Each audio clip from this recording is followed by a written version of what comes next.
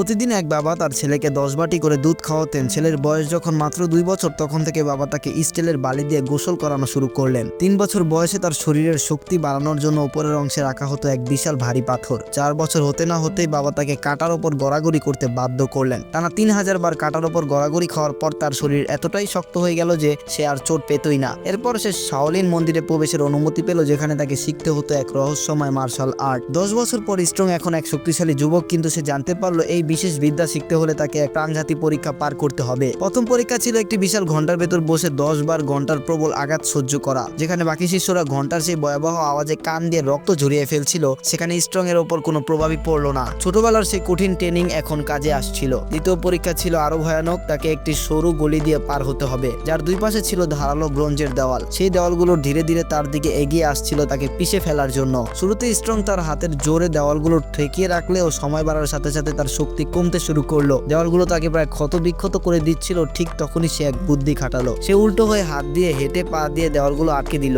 এই কৌশলে সে কোনো মতে এই স্তরটি পার করলো, কিন্তু